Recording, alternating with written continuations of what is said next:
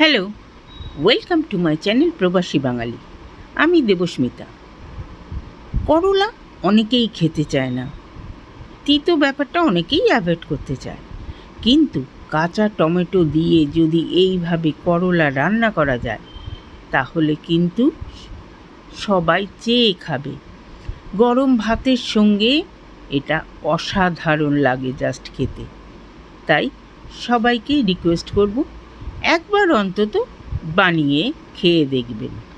এখানে রয়েছে আধা কিলো করলা, আর এখানে রয়েছে 2 টেবিল স্পুন সর্ষে।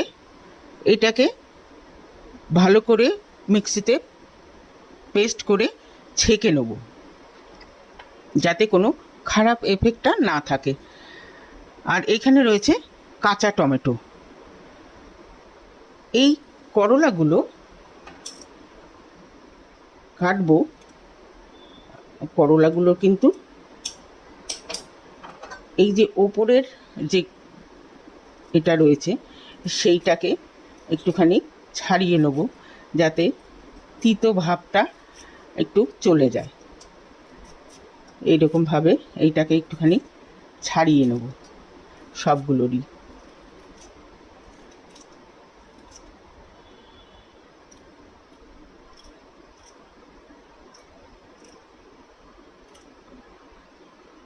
এইরকম এটার গাটা হবে।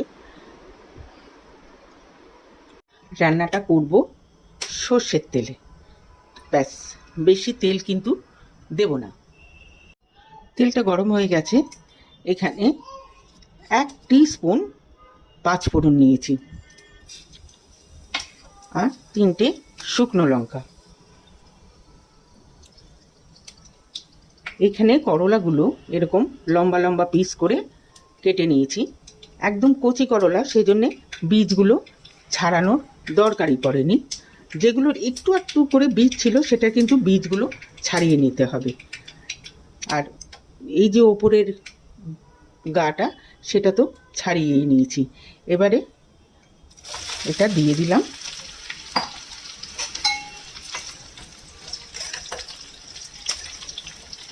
দিয়ে এটাকে ভালো করে মিশিয়ে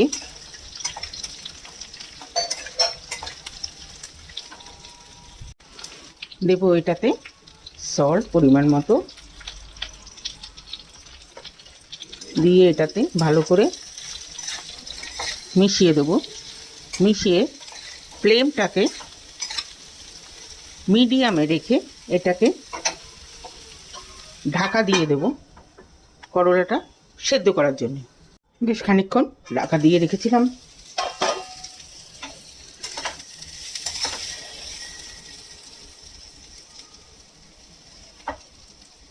করলাগুলো কিন্তু বেশ অনেকটা সেদ্ধ হয়ে গেছে। এবারে এটার মধ্যে দেব এই কাঁচা টমেটো। এটা দিয়ে মিশিয়ে দেবো। মিশিয়ে দিয়ে আবার ঢাকা দিয়ে দেবো।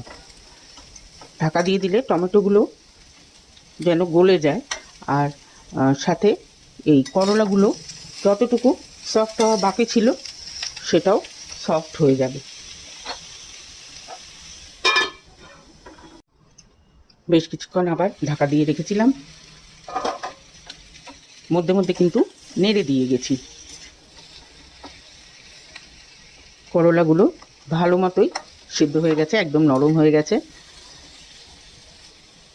এবারে এটার মধ্যে দিয়ে দেবো ওই সর্ষে বাটার ছেঁকে নিয়ে জলটা। ফ্লেমটাকে এবারে দেবো হাই করে।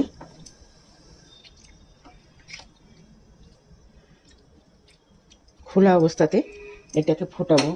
এবারে এই যে এই বড় যে লঙ্কাগুলো, এই লঙ্কাগুলোতে কিন্তু বেশি ঝাল থাকে না, কিন্তু এটার ফ্লেভারটা কিন্তু খুব ভালো আসে। এই লঙ্কাগুলোকে কেটে দিয়ে দেবো এটার মধ্যে।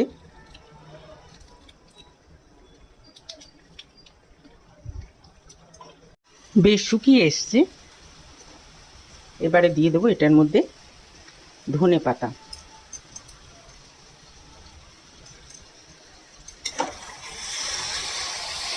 মিক্স করে দেবো।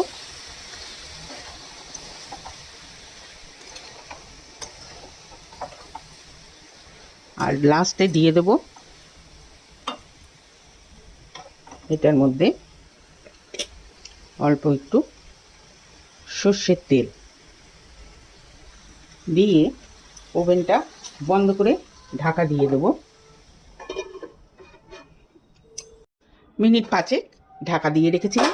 ব্যাস তৈরি হয়ে গেল কাঁচা টমেটো করলার একটা চচ্চড়ি বা ঝাল। কেমন লাগলো রেসিপি? এইটা ভাতের সঙ্গে তো খাওয়াই যাবে, রুটির সঙ্গেও কিন্তু খাওয়া যাবে।